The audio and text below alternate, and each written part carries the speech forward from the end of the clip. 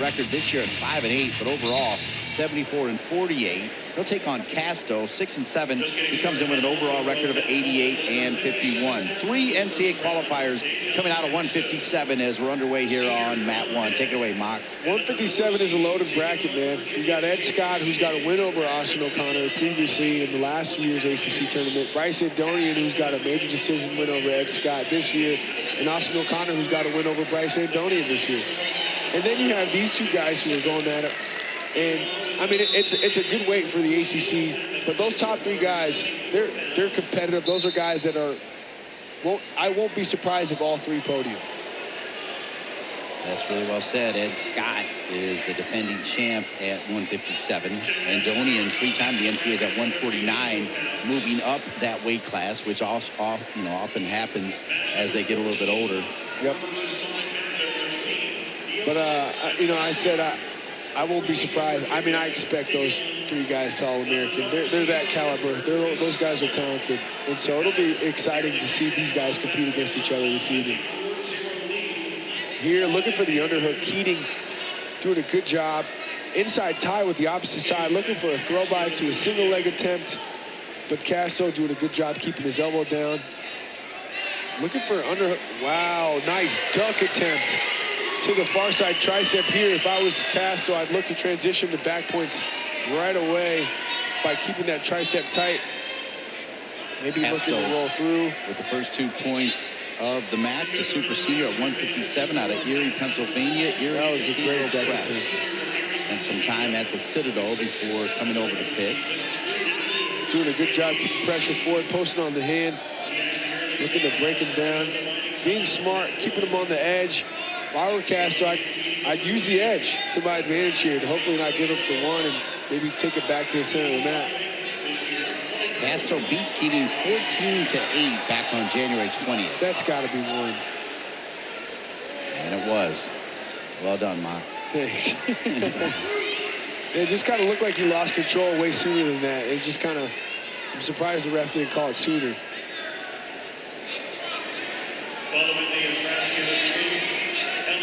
It's got to be 1 and it was nice 1. Shot attempt. 2-1. Good shot. Beautiful shot attempt from space. But Keating's doing a really good job keeping his hips square. And so, if I was Keating, wow, very, very good job coming up to the finish by Casto. It's interesting, he had his locks split. He went for a double attempt, or a single leg attempt. Keating did a really good job squaring up his hips. But I think he made a mistake when he kind of started feeding him that right hip again, and that gave Casto an opportunity to readjust his lock, and that's what allowed him to kind of build back up. Let's take a look at both takedowns for Casto, who's got the 4-1 lead. Nice duck attempt here to the far side, keeping that far side tricep tight to his body, keeping it underneath. That's going to kill out a riding time point. Here, doing a really good job getting his hips underneath, elevating. If I were him, yeah, I would have. He looked like he was trying to transition to a set of back points there. He had that left arm cupped around the head, and if you can do a good job keeping that trap, he could have got some back points there. But Keating, obviously, being the wrestler that he is, wrestling really, really hard to fight belly down and not give up any back points after the takedown. Inside wrestling with the Mock is awesome here on Mat 1.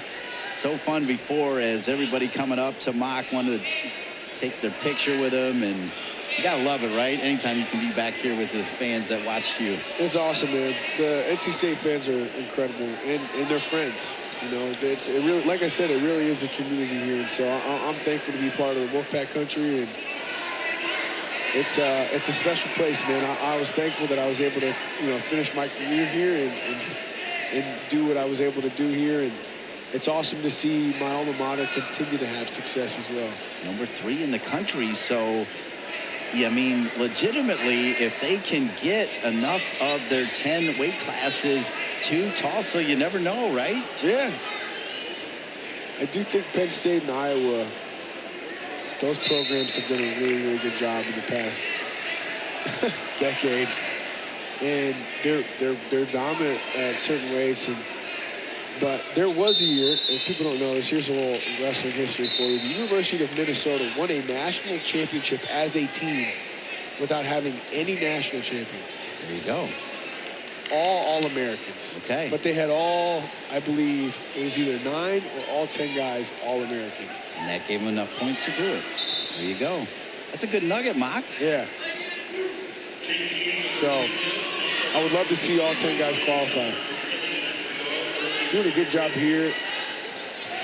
Casto looks like he's a little more comfortable on his feet offensively than Keating, but Keating's done a really good job, and I think honestly he just makes a couple small little adjustments. He could win this match. So he's got his leg in. Here I would hip in hard if I'm Keating and start trying to take my weight cross towards that far shoulder to get him flat and maybe look for a turn. But he's doing a really good job here as well, keeping that arm back with his wrist control. Much tighter matchup than the regular season matchup where Casto took care of Keating by a score of 14-8. It's 4-1. Going into the third period as well. Take a look at the Virginia bench where you got Travis and Trent Paulson. Those are studs as well, right? They are. Those guys know they're wrestling. J.I. Yellow, who All-American for the University of Virginia, who's on the U.S. national team with me as well at 92 kilos, the weight class below, has nothing but amazing things to say about both those guys. I can't tell them apart. To be honest, I can't either. All right, it's 4-2, so a little bit of hope here.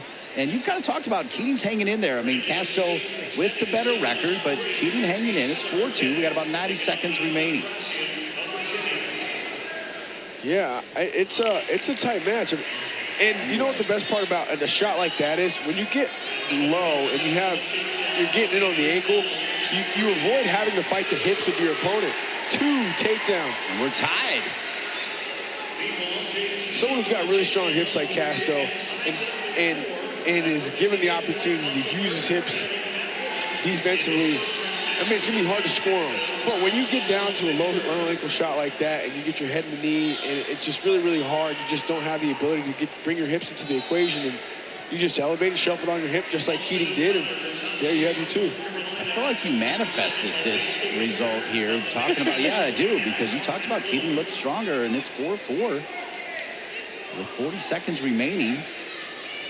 Let's see if Casto can break away. Otherwise, we could see a little added time. I just think it's interesting. I saw, you look at the first period and you kind of see what Casto did for his first 2 shot attempts, first 2 scores, and you would think, okay, well, there's an opportunity. He could kind of work to build his lead, but as the match kind of progressed, you kind of saw Keating win some of these small battles in these positions. I think about the one single leg attempt that Casto had that he didn't finish, and Keating did a good job squaring up his hips, but then Casto elevated him, brought him back down to the mat for 2. Just a small little adjustment there. He could have avoided giving up the takedown, and I just thought, man, he's in this match. But he's going to win it with the riding time, so we don't even need extra time. It's 5-4. And wow, you called that one. Well done, Mock. Thanks. Bringing the championship coverage. We're going to take a break here as we're just getting rolling at our coverage of the 2023 ACC Wrestling Championships. When we return, we'll push to 165. Stay with us in Raleigh.